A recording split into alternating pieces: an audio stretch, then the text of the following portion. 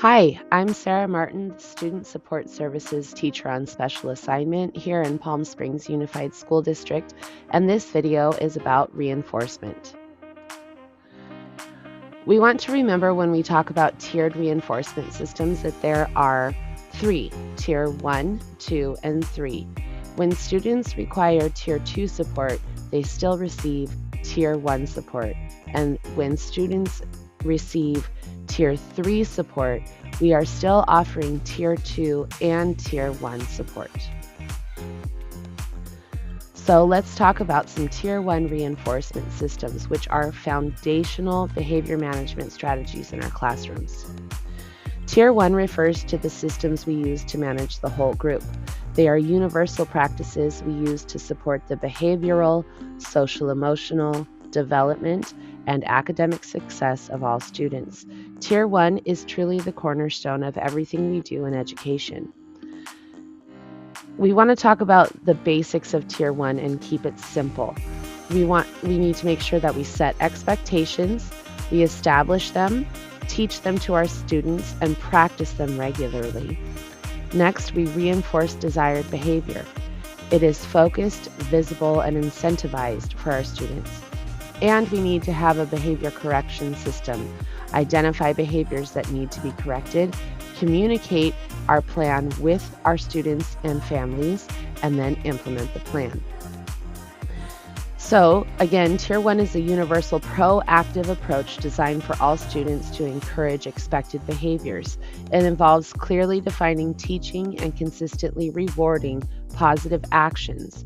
We use tools like Class Dojo or Group Points, teacher-student scoreboards, a marble jar, or sparkles. I also want to mention Tier 1 reinforcement schedules. A reinforcement schedule is rules determining when a behavior will be reinforced. The two main categories are continuous, where we reward for every response we receive from students, and intermittent, which is partial reinforcement, and we can do that on a fixed ratio, variable ratio, a fixed interval, or a variable interval. I have another video on this page that explains this in more detail if you would like to watch that. If your reinforcement system seems to be getting less effective, first you review your reinforcement schedule and then your incentives. Reinforcement of behavior is directly linked to your expectations. If misbehavior increases, review your classroom expectations with your students. Use behavior-specific praise for focused behaviors. Have specific identification, a description of the behavior, a positive statement, and provide reinforcement. Tier 1 reinforcement should also be visible to your students at all times and incentivized. Be consistent with your reinforcement and ensure that you are providing it based on the behavioral expectations of your classroom. Next, let's talk about reinforcers. A reinforcer is a stimulus that increases the probability of a desired response in operant conditioning by being applied following a desired response. There are multiple types of reinforcers, including moral, economic, and social. Moral reinforcers tend to be the least effective. In research studies with adults, there was zero impact.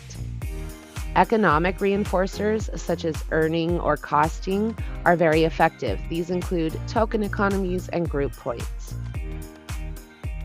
And social reinforcers, meaning using positive social interactions to encourage behavior, basically states that the greater number of people who find any idea correct, the more a given individual will perceive that idea to be correct.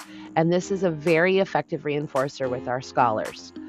So integrate these two, economic and social reinforcers, in your classroom. Remember to incentivize. Incentives provide tangible rewards which strengthen positive habits. This is especially useful when working with primary scholars. Some best practices for Tier 1 reinforcement include planning and structure. Define clear, specific behaviors that you want to reinforce. Keep it simple, use diverse rewards, and align the reinforcer with the function of the behavior.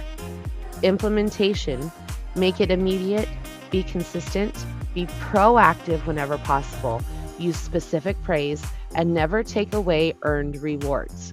Student involvement is another best practice. Customize reinforcers, involve students, and set attainable goals with your scholars. Sustainability.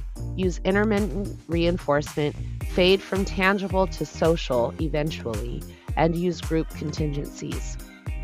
Some challenges are over-reliance on tangibles, reward fatigue, so we want to rotate the reinforcers we give, and inconsistency of implementation. I also want to mention the goal gradient effect, which this example is from a coffee shop reward program experiment. Card A at the coffee shop needed 10 stamps for the customer to receive a free coffee. Card B needed 12 stamps for the customer to receive a free coffee, but the first two were stamped already when they received the card. Both cards needed the same amount of stamps. Card B customers finished 20% sooner. That tells us that we get more motivated the closer we get to a goal, and it's easier to keep going once we get started. And building momentum early leads to maintaining motivation. And if motivation is low, give your scholars some free stamps to increase their motivation. Next, we're going to take a moment to talk about praise. Note, 1-to-1 praise ratio is effective. Studies show that the higher the ratio, the stronger the results in building a positive relationship and increasing student motivation. There have also been a lot of studies about scholars who have experienced trauma or have special needs needing a higher praise ratio. Now we're going to talk about reinforcement versus bribery. Reinforcement, the timing of it, occurs after the behavior.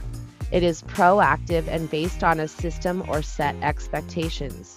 The adult dictates the terms, and the long-term impact is that it creates lasting positive behavioral change. Bribery, on the other hand, occurs before or during the behavior. It is reactive, and interaction is usually controlled by the child. The long-term impact is that it provides temporary compliance from the scholar and teaches them that their negative behavior leads to reinforcement. I want to note that reminding a student of expectations during a behavior is not bribery. Tier 1 correction systems are simple and consistent, and they avoid using negative language or exclusionary practices. Determine the type of correction system that you want to use in your classroom. There are many types that teachers can use. Use a progressive correction system such as 1-2-3 Magic with your students. Some punishment best practices include that it is immediate. It is certain. Every single time a behavior occurs, a correction is given. Punishment is also limited and targeted at the behavior, not the person. Some notes on punishment include that the severity has very little effect on a punishment's effectiveness. Punishment also often produces an immediate change in our classroom, and it reinforces the punisher because it makes us feel like we're doing something. It does not often lead to long-term behavioral change. Let's look at the difference between punishment and correction. Punishment is the addition or removal of something to weaken or stop a behavior. It often produces an immediate change in the behavior, and it creates side effects, including emotional responses. The effects lessen once the threat of punishment has been removed. Correction, on the other hand, is a change made to something in order to correct or improve it. Use correction as a teaching opportunity. Target the behavior, not the person. Focus on proactive reinforcement of desired behaviors instead of reactive correction. It will produce more effective, long-term, sustainable behavioral change. Now, let's take a quick look at Tier 2 and 3 supports. Tier 2 reinforcement systems are targeted secondary prevention strategies. They are designed for students who require more support than the Tier 1 system provides. Components of Tier 2 reinforcement systems include targeted and group-based, increased intensity and frequency, and they still have a preventative focus.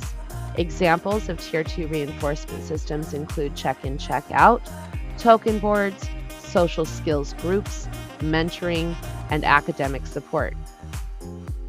Remember to maintain your Tier 1 supports with scholars who are also needing Tier 2 support. Tier 3 reinforcement systems are intensive, highly individualized, and data-driven behavior interventions. Components include a team-based approach, a customized plan for students, specific reinforcement, and environmental adjustments. Also, remember that scholars needing Tier 3 support still need to receive Tier 1 and 2 supports. When you need to fade or stop Tier 2 or 3 supports, we want to meet some specific criteria and do that slowly. Once goals are being met for at least 3 to 6 weeks, fading may begin. Fading looks like decreasing the frequency, not stopping the reinforcement.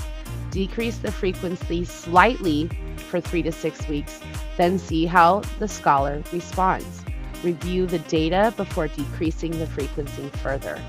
Students may eventually exit Tier 2 or 3 support, but it does take time, and remember that it is a process.